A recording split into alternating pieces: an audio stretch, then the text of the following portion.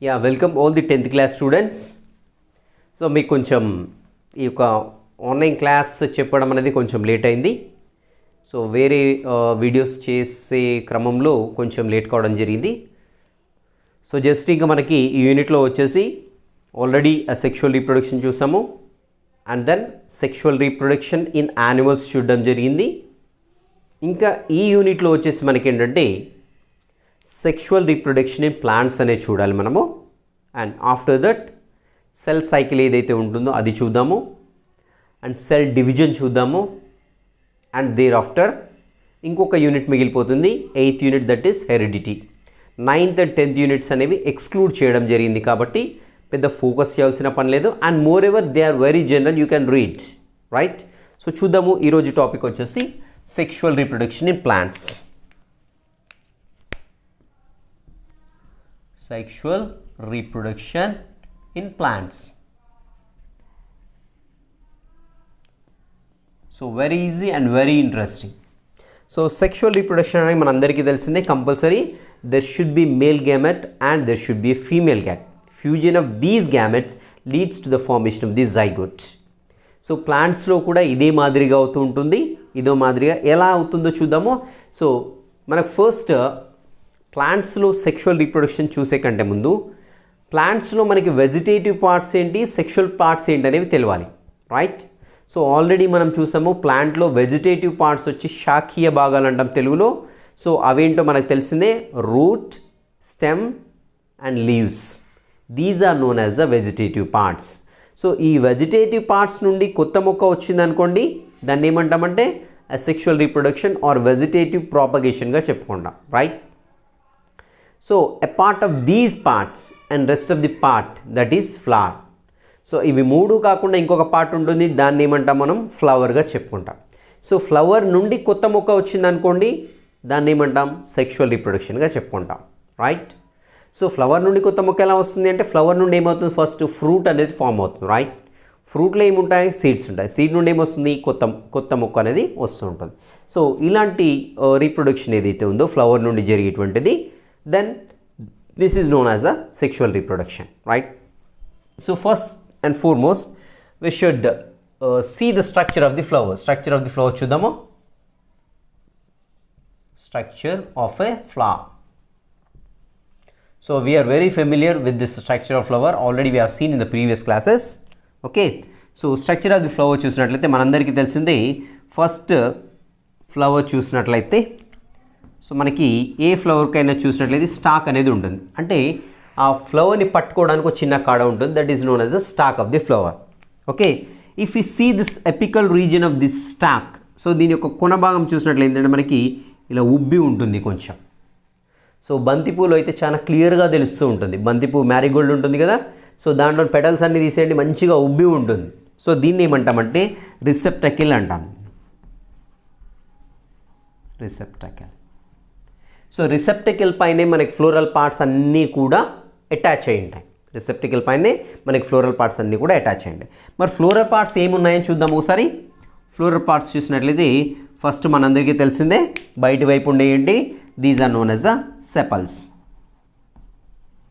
These are known as sepals. So sepals ఏం చేస్తాయి, so complete అన్ని ఫ్లోరల్ పార్ట్స్కి అన్నిటి కూడా ప్రొటెక్షన్ ఇస్తూ ఉంటుంది. నెక్స్ట్ మనకు తెలిసిందే, so what are the attractive parts in the flower, so ఇవి వచ్చేసి పెటల్స్. సో ఫస్ట్ సర్కిల్లో వచ్చేసి మనకి ఏంటంటే సెపల్స్ ఉంటాయి, సెకండ్ సర్కిల్లో వచ్చేసి పెటల్స్ ఉంటాయి. నెక్స్ట్ థర్డ్ సర్కిల్లో వచ్చేసి ఏముంటాయో మనకు తెలిసిందే అది. సో ఆల్రెడీ మనము చూడడం జరిగింది కాబట్టి, సో స్టామెన్ ఉంటాయి. సో థర్డ్ సర్కిల్ ఏముంటాయి, stamen. These are known as a stamen. Stamen or else male reproductive organs. ఇవి male reproductive organs. Or else ఏమంటామంటే వీటిని ఆండ్రోషియం. సో థర్డ్ సర్కిల్లో వచ్చేసి మనకి ఒక పర్టికులర్ స్ట్రక్చర్ ఉంటుంది, they are called as stamen అంటాం. Okay, or else male reproductive organ in ఫ్లవర్స్గా చెప్పుకుంటాం. Or in other words they are also called as androecium, right? వాటిని ఆండ్రోషియం అంటాం. సో ఒకసారి స్టామెన్ యొక్క స్ట్రక్చర్ ఇక్కడ చూద్దాము. సో ఇది స్టామెన్ అనుకున్నట్లయితే, right? So assume that this is stamen. So స్టామెన్లో మనకి ఏంటంటే సన్నగా ఇట్లా చిన్నగా ఉండేటువంటి ఒక నిర్మాణం ఉంటుంది and this is called as a stalk, దీన్ని స్టాక్ అంటాం రైట్. సో పైన ఏదైతే మనకి ఒక సాక్ లైక్ స్ట్రక్చర్ ఉందో this is known as a anther, యాంథర్గా చెప్పుకుంటాం. సో యాంథర్ ఏంటి మనకి సాక్ లాగా ఉంటుంది కాబట్టి దీన్ని పోలెన్ సాక్ అని కూడా అంటాం, పోలెన్ సాక్. సో పోలెన్ సాక్ ఒకటి రెండు ఉండొచ్చు, ఒకటి ఉండొచ్చు, మూడు ఉండొచ్చు, ఎన్నైనా ఉండొచ్చు. సో పోలెన్ సాక్లో ఏముంటాయని చూసినట్టయితే మనకి పోలెన్ గ్రెయిన్స్ ఉంటాయి దీంట్లో. సో ఇవి వచ్చేసి మనకి ఏంటంటే పోలెన్ గ్రెయిన్స్.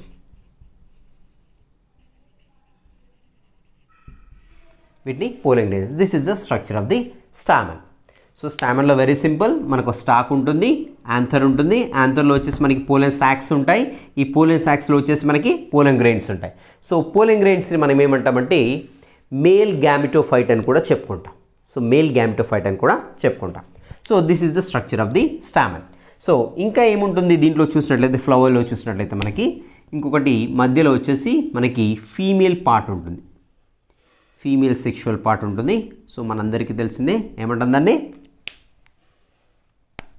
కార్పెల్, కార్పెల్గా చెప్పుకుంటాం రైట్, కార్పెల్గా చెప్పుకుంటాం రైట్. సో మరి కార్పెల్లో ఏముంటాయి పార్ట్స్ ఒకసారి చూద్దాము. సో కార్పెల్ యొక్క స్ట్రక్చర్ చూసినట్లయితే సో ఇలా ఉంటుంది రైట్. సో కార్పెల్ యొక్క స్ట్రక్చర్ చూసినట్లయితే సో పైన యాంటీరియర్ రీజియన్లో కొంచెం వైడ్గా ఉంటుంది, దీన్ని ఏమంటామంటే స్టిగ్మా అంటాం, స్టిగ్మా. స్టిగ్మా క్రింది భాగంలో మనకు పైప్ లాంటి స్ట్రక్చర్ ఉంటుంది, పైప్ లాగా ఉంటుంది స్ట్రక్చర్, లోపల మొత్తం హ్యాలోగా ఉంటుంది. So this is known as a style, దీన్ని ఏమంటామంటే స్టైల్ అంటాం. సో ఇంకా క్రింది రీజియన్లో చూసినట్లయితే, క్రింది రీజియన్లో ఇక్కడ చూసినట్లయితే స్వోలెన్ పార్ట్ ఉంటుంది, కొంచెం ఇట్లా ఉబ్బినట్టుగా ఉంటుంది, సో వైడ్గా ఉబ్బినట్టుగా ఉంటుంది. This is known as a ovary, దీన్ని ఏమంటామంటే ఓవరీ అంటాం. సో మరి ఈ ఓవరీ ఫ్యూచర్లో ఏమవుతుందని చూసినట్టయితే ఫ్రూట్గా మారుతుంది. సో ఓవరీ ఏమవుతుంది ఫ్యూచర్లో ఫ్రూట్గా మారుతుంది. సో మనందరికీ తెలిసిందే, సో మొక్కల నుండి మనకి ఫ్రూట్స్ వస్తూ ఉంటాయి. సో మరి ఫ్రూట్ ఏ పార్ట్ నుండి వస్తుంది అని చూసినట్లయితే ఫ్లవర్ నుండి వస్తుంది. ఫ్లవర్లోని ఏ పార్ట్ ఫ్రూట్గా మారుతుందని చూసినట్టయితే ఓవరీ అనేది ఫ్రూట్గా మారుతూ ఉంటుంది రైట్. సో మరి ఓవరీలో ఏముంటాయి, ఓవరీలో అని చూసినట్టయితే పండ్లో ఏముంటాయి, మనకు ఫ్రూట్లో ఏముంటాయి, సీడ్స్ ఉంటాయి కదా. సో ఇక్కడ కూడా ఓవరీలో వచ్చేసి మనకి ఓవ్యూల్స్ ఉంటాయి, ఓవ్యూల్స్ ఉంటాయి. ఇవి ఫ్యూచర్లో మనకి ఏంటంటే సీడ్స్గా మారుతాయి.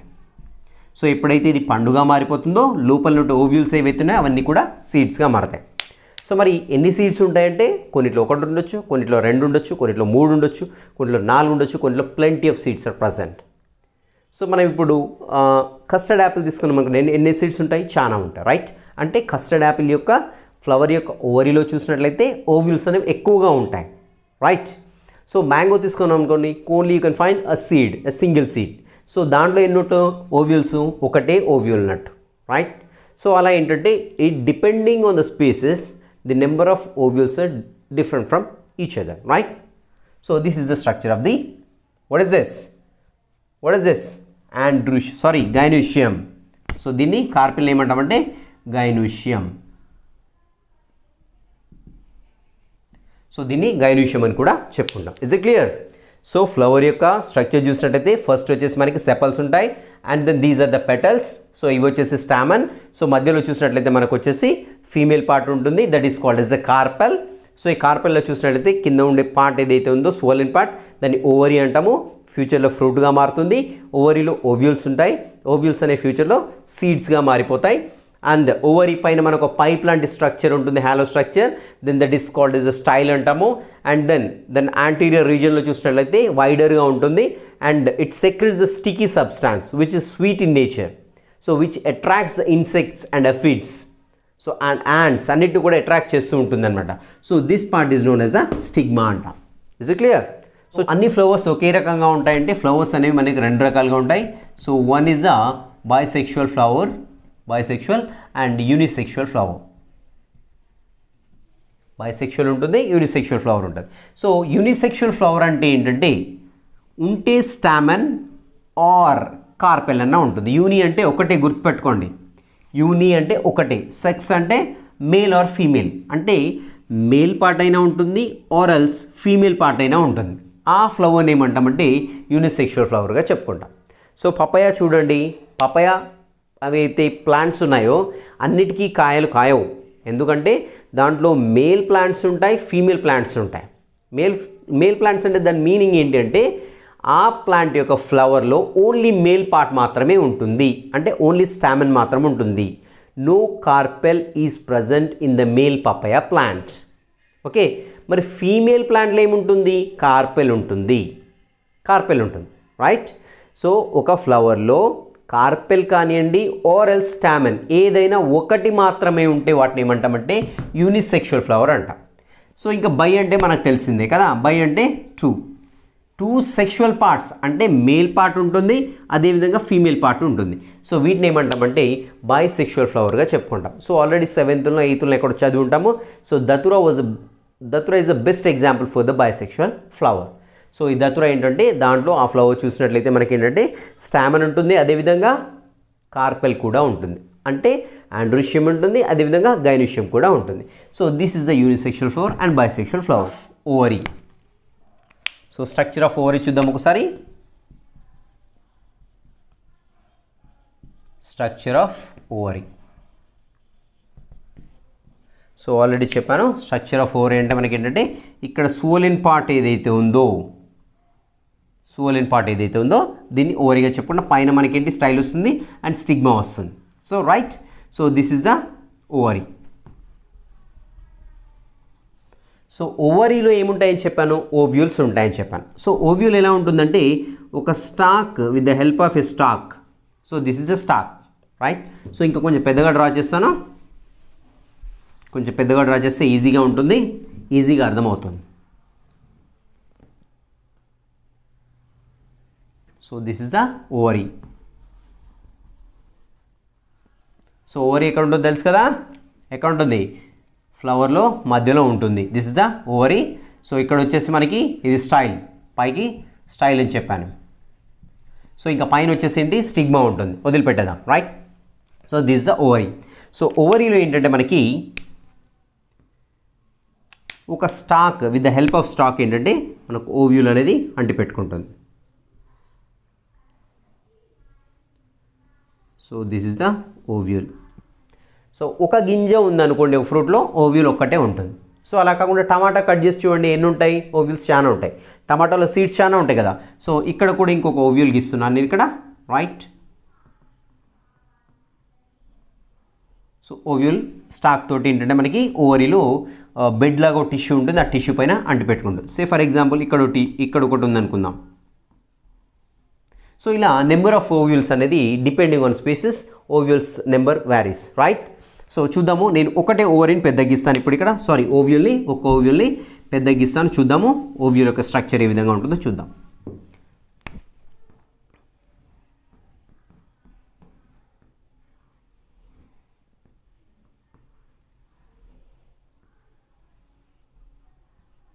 So this is the ovule. Okay, this is the ovule. Ovary ఉంటుంది, ఓవరీలో వచ్చేసి మనకి ఏముంది? Ovule. This is the ovule.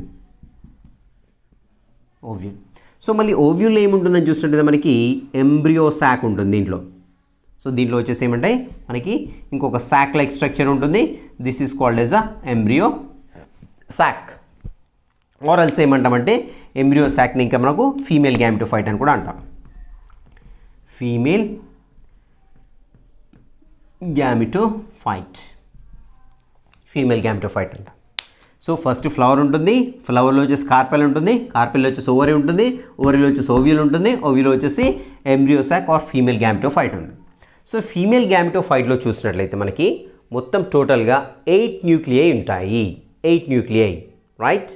Are 7 cells ఉంటాయి, ఆర్ ఎల్స్ 8 న్యూక్లియై ఉంటాయి. 7 cells are arranged in 3 groups. ఎన్ని సెల్స్ ఉంటాయి? మొత్తం కూడా 7 cells ఉంటాయి. ఎన్ని గ్రూప్స్లో అరేంజ్ అవుతాయి? 3 groupsలో అరేంజ్ అవుతాయి. చూద్దాం ఆ సెల్స్ ఏంటో, right. So this is the embryo sac. So ఇక్కడ చూడండి, ఫస్ట్ మధ్యలో ఉంటుంది, ఇక్కడ ఒక సెల్ ఉంటుంది. సో దీన్ని ఏమంటామంటే సెంట్రల్ సెల్ అంటాం. మధ్యలో ఉంది కదా, సెంట్రల్ సెల్ అందాం. సో దీంట్లో చూసినట్లయితే 2 న్యూక్లియర్ ఫామ్. సో దాంట్లో ఎన్ని న్యూక్లియై ఉంటాయి? 2 న్యూక్లియై ఉంటాయి. ఎక్కడ? సెంట్రల్ సెల్లో.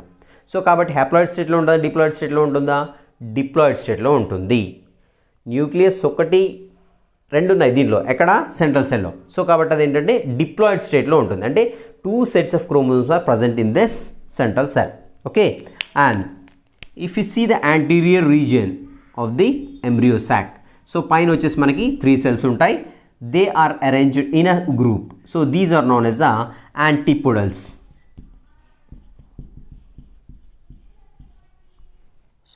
Antipodals అంటామండి.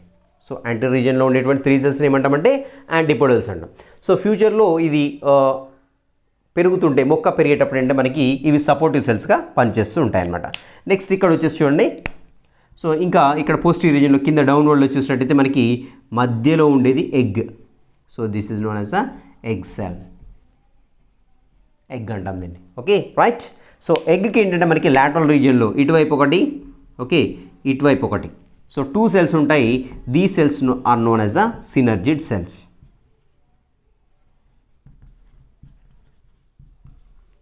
సినర్జిడ్ సెల్స్ అంట. సినర్జిడ్ సెల్స్ ఏం చేస్తాయంటే, so when the pollen tube enters in to the embryosac, so these synergid cells are going to pull that particular pollen tube into the embryosac.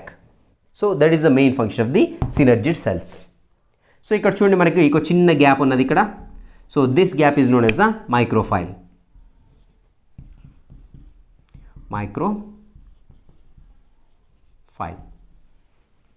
So దీన్ని ఏమంటామంటే మైక్రోఫైల్గా చెప్పుకుంటాం. So this is the complete structure of the ovary, isn't it? So ovary, ఇది వచ్చేసి ovary. ఓవరీలో ఏముంటుంది మనకి? Ovule ఉంటుంది. This is the structure of the ovule. So ఓవ్యూల్లో ఏముంటుంది? ఇంకో చిన్న శాక్ ఉంటుంది, దీన్ని ఏమంటాం? ఎంబ్రియోసాక్ అంటాం. సో ఎంబ్రియోసాక్లో మనకి ఎన్ని సెల్స్ ఉన్నాయి? మొత్తం కూడా 7 cells ఉన్నాయి. సో ఎన్ని గ్రూప్స్ ఉన్నాయి? 1 2 3 గ్రూప్స్లో అరేంజ్ అయ్యాయి 7 cells, రైట్? సో 7 cellsలో వచ్చేసి పైన యాంటీపోడల్స్ ఉన్నాయి 3 cells. సో మధ్యలో వచ్చేసి ఉండే సెల్స్ని ఏమంటామంటే సెంట్రల్ సెల్ అంటాము. సో దీంట్లో మాత్రం 2 న్యూక్లియై ఉంటాయి, గుర్తుపెట్టుకోండి, important here.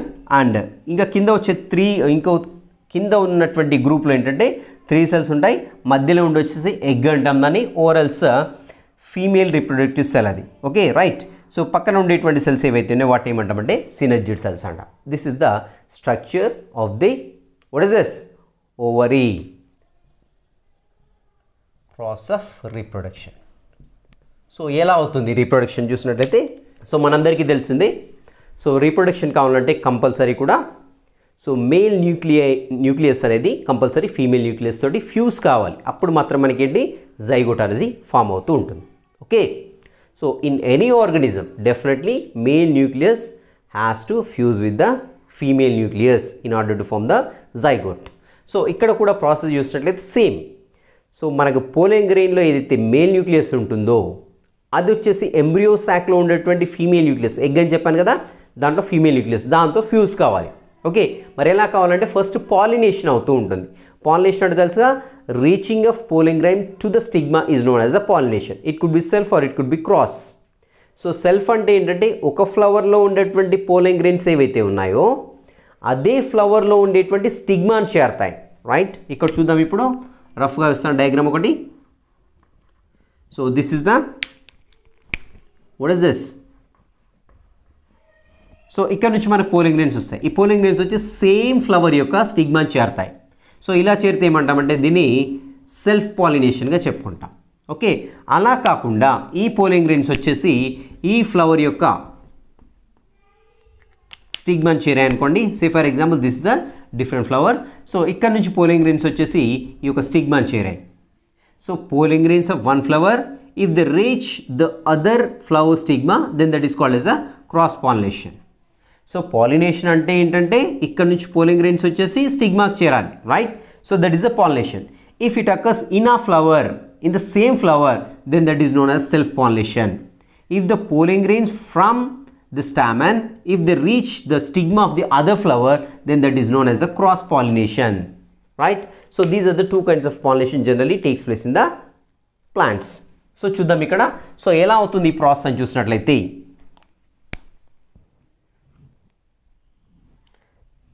So just I'm drawing the embryonic sac here. So this is embryo sac. So మనకి తెలిసిందే మధ్యలో వచ్చేసి సెంట్రల్ సెల్ ఉంటుంది. So these are the antipodals. And this is the female sexual cell, that is the egg, and these are the synergid cells, right? So ఇప్పుడు చూద్దాం ఇక్కడ. So this is the style and this is the stigma, right? So ఇక్కడ ఏమవుతుంది, ఇక్కడ నుంచి polling grain వచ్చింది అనుకో, ఇలా వచ్చేస్తుంది. పోలింగ్ గ్రెయిన్ వచ్చేసి ఎక్కడ పడుతుంది, ఇక్కడికి వచ్చేస్తుంది. So assume that this is the పోలిన్ grain. So ఎలా వస్తుందంటే it could B by different media, ఏదైనా కావచ్చు, వాటర్ నుండైనా కావచ్చు, ఎయిర్ నుండైనా కావచ్చు, ఆర్ఎల్స్ బై ద వెక్టార్స్. సో మామూలుగా ఏంటి, ఇన్సెక్ట్స్ ద్వారా అయినా రీచ్ కావచ్చు, ఆర్ఎల్స్ హనీబీస్ కావచ్చు, లైక్ బటర్ఫ్లైస్ కావచ్చు. అవి ఏం చేస్తాయంటే when they are taking the nectar from the flowers, so generally these pollen grains are very light, so they stick to the feet of the insects. So ఎప్పుడైతే వచ్చేస్తాయి ఇక్కడ వాళ్తాయో, మళ్ళీ ఇక్కడ నేను ఇంతకుముందు చెప్పాను, ఎప్పుడైతే స్టిగ్మా గురించి చెప్పాను అప్పుడు చెప్పాను, stigma always releases sticky substance. ఎందుకు స్టిక్కీ సబ్స్టాన్స్ రిలీజ్ చేయాలని చూసినట్టయితే పోలింగ్ గ్రెయిన్స్ దానికి అంటుకొని పోవాలి కంపల్సరీ. పాలినేషన్ కావాలంటే అవి అంటుకోవాలి కంపల్సరీ. వాళ్ళ స్టిక్కీ సబ్స్టాన్స్ లేదనుకోండి, పడగానే మళ్ళీ గాలి రాగానే ఏమవుతుంది, పోలింగ్ గ్రెయిన్స్ ఎగిరిపోతాయి. పాలినేషన్ అవుతుందా, అవుతుందా, కాదు కదా, రైట్. సో ఇక్కడ వచ్చేసి ఏమవుతుందంటే ఇది పోలింగ్ గ్రెయిన్ వచ్చేసి ఈ యొక్క స్టిగ్మా పైన అంటుకుంటుంది. సో అంటుకున్న తర్వాత ఏంటంటే ఇక్కడ ఉన్నటువంటి ఇది గ్లూకోజ్, హై గ్లూకోజ్ సబ్స్టాన్స్ అనేది రిలీజ్ అవుతుంది ఇక్కడ నుండి. సో అదేంటంటే జర్మినేషన్ స్టార్ట్ అవుతుంది. జర్మినేషన్ అంటే ఏంటి, పోలిన్ ట్యూబ్ అనేది ఫామ్ అవుతుంది. So this the పోలిన్ tube. So పోలిన్ tube ఇలా స్టార్ట్ కాగానే ఏమవుతుందంటే పోలిన్ ట్యూబ్ ఇంకా పెద్దగా అయిపోయి ఇలా వచ్చేస్తూ ఉంటుంది. ఎక్కడికి వచ్చేస్తుంది, so it reaches the embryo sac. Embryo sac దగ్గరికి వచ్చేస్తుంది, రైట్. సో ఎంబ్రియోసాక్ దగ్గర రాగానే ఇక్కడ ఏదైతే న్యూక్లియస్ ఉందో, ఈ యొక్క పోలింగ్ గ్రెయిన్లో ఉండేటువంటి న్యూక్లియస్ ఏదైతుందో డివైడ్ అయిపోతుంది. So first this the one male nuclei, this is the one more male nucleus. So రెండు మేల్ న్యూక్లియస్ అనేవి ఫామ్ అయిపోయాయి. సో నెమ్మదిగా మేల్ న్యూక్లియస్ ఏమంటే they come down through this పోలిన్ tube. So పోలిన్ tube నుండి ఇలా కిందికి వచ్చేస్తూ ఉంటాయి, ఇలా వచ్చేస్తుంటాయి. పోలిన్ ట్యూబ్ నుండి ఇలా వచ్చేస్తాయి. ఏమొచ్చాయి, మేల్ న్యూక్లియస్ అనేవి వచ్చేస్తాయి. సో త్రూ ద మైక్రోఫైల్, ఇంతకుముందు చెప్పాను, మైక్రోఫైల్ నుండి ఏంటంటే ఈ యొక్క పోలిన్ ట్యూబ్ అనేది లోపలికి వెళ్ళిపోతూ ఉంటుంది. సో ఇక్కడ ఏమొచ్చాయి, ఇప్పుడు మనకి రెండు మేల్ న్యూక్లియస్ వచ్చాయి, right. So one it is going to fuse with the central cell. So these are known as the polar nuclei అని కూడా అంటాం. సో సెంట్రల్ సెల్ తోటి ఫ్యూజ్ అయిపోతాయి. సో చూడండి, always any sexual reproduction male nucleus అనేది haploid స్టేట్లో ఉంటుంది. Haploid state అంటే one set of chromosomes are present. గుర్తుపెట్టుకోండి, if there is one set of chromosomes in a cell, then that particular cell we can say that it is in haploid state. So ఏకస్థితికంలో ఉందని చెప్తాం. ఒక జట్టు క్రోమోజోమ్లట్లయితే ఏకస్థితికంలో ఉందని చెప్పుకుంటాం. So ఇక్కడ కూడా చూడండి, ఈ రెండు న్యూక్లియై ఏవైతే ఉన్నాయో అవి రెండు కూడా ఏకస్థితికంలో ఉంటాయి. So they are in haploid state in the sense one set of chromosomes are present. So ఇక్కడ చూడండి, మనకి ఏంటంటే ఆల్రెడీ సెంట్రల్ సెల్ అని చెప్పిన దీంట్లో ఏంటంటే two sets of chromosomes, already it is in the diploid state. So ఇది diploid స్టేట్లో. సో ఇక్కడ చూడండి, ఫర్టిలైజేషన్ అనేది ప్లాంట్స్లో, ఫ్లవరింగ్ ప్లాంట్స్లో మనకి టూ టైమ్స్ జరుగుతుంది. సో ఫస్ట్ వన్ వచ్చేసి మనకి మేల్ న్యూక్లియస్ ఏదైతే ఉందో, మేల్ న్యూక్లియస్ వచ్చేసి దేంతో ఫ్యూజ్ అవుతున్నాయి, this is and what is that, haploid స్టేట్లో ఉంటుంది మేల్ న్యూక్లియస్, రైట్. సో ఇది వచ్చేసి ఏమవుతుంది, సెంట్రల్ సెల్తో ఫ్యూజ్ అవుతుంది. సెంట్రల్ సెల్లో ఫ్యూజన్. సెంట్రల్ సెల్ ఏ స్టేట్లో ఉంది, 2n స్టేట్లో ఉంది. సో 2n ప్లస్ 1n ఏమవుతుంది, 3n స్టేట్లో మనకి ఒకటి ఫామ్ అవుతుంది, ఒక జైగోట్ లైక్ స్ట్రక్చర్ ఫామ్ అవుతుంది. But it is a triploid state. So ఇక్కడ నుండి మనకి ఏంటంటే ఎండోస్పర్మ్ అనేది ఫామ్ అవుతుంది. This is the generally what is the beautiful mechanism in the flowering parts is the formation of the endosperm. గుర్తుపెట్టుకోండి, endosperm form అవుతుంది. So endosperm దేనికి use అవుతుందని చూసినట్లయితే, ఈ సీడ్ ఎప్పుడైతే ఏర్పడుతుందో, ఆ సీడ్ ఎప్పుడైతే జర్మినేషన్ స్టార్ట్ అవుతుందో దానికి ఫుడ్ కావాలి కంపల్సరీ. సో ఫుడ్ ఎక్కడ నుండి తీసుకుంటుంది, ఎండోస్పర్మ్ నుండి. ఆల్రెడీ ఎండోస్పర్మ్ డెవలప్ అవుతుంది. ఎండోస్పర్మ్ నుండి మనము ఆ యొక్క జర్మినేటింగ్ ప్లాంట్ ఏదైతే ఉందో ఆ ఎండోస్పర్మ్ నుండి తీసేసుకుంటాం. చూడండి, ఫర్ ఎగ్జాంపుల్ ఒక వరి గింజ ఏదైతే ఉందో, బియ్యం గింజ ఉంటుంది కదా, రైస్. సో ఆ బియ్యం గింజను చూసినట్లయితే మనకి ఆ బియ్యం గింజ కార్నర్లో ఎక్కడో ఒకటి చిన్న లైన్ మాదిరిగా ఉంటుంది. అక్కడ నుండే మనకి కొత్త ప్లాంట్ వస్తుంది, not from the whole seed. గుర్తుపెట్టుకోండి. And rest of the part అంతా కూడా అది ఎండోస్పర్మ్. సో ఆ యొక్క ఒడ్లు ఏవైతే ఉన్నాయో వేసినప్పుడు చిన్న మొలక వస్తుంది అక్కడ నుండి. సో పైకి ఏంటి, చిన్న మొలక వస్తుంది, క్రిందికి ఏంటి, రూట్స్ వెళ్ళిపోతూ ఉంటాయి. సో దాన్ని చిన్నగా తీసి చూడండి, ఆ గింజ అంతా ఖాళీగా ఉంటుంది, ఎంప్టీ ఉంటుంది. సో ఎందుకు ఎంప్టీ ఉంటుంది, దాంట్లో ఉన్న ఎండోస్పర్మ్ మొత్తం కూడా ఈ ప్లాంట్ ఎప్పుడైతే జర్మినేట్ అవుతుందో దానికి ఫుడ్ లాగా యూజ్ అవుతూ ఉంటుంది. Endosperm is a stored food which is useful for the, what is that, germination of the plant from the seed. While it is growing, it has to be supply the food from the endosperm. Endosperm నుండి food వెళ్ళిపోతూ ఉంటుంది. Till ఎప్పటివరకు ఇలా endosperm నుండి food వెళ్ళిపోతుంది, leaves వచ్చేసి దానంతట అదే photosynthesis జరుపుకునే వరకు ఎండోస్పర్మ్ నుండి ఫుడ్ అనేది సప్లై అయిపోతుంది. That is the main use of the endosperm. Okay, then next వచ్చేసి సెకండ్ ఫర్టిలైజేషన్ ఏమవుతుందంటే మెయిల్ న్యూక్లియస్ వచ్చేసి మనకి ఇంకోటి ఉంది కదా, రెండు ఉన్నాయి కదా మెయిల్ న్యూక్లియస్. సో ఇక్కడ మనకేంటి డివిజన్ అయింది న్యూక్లియస్, రైట్.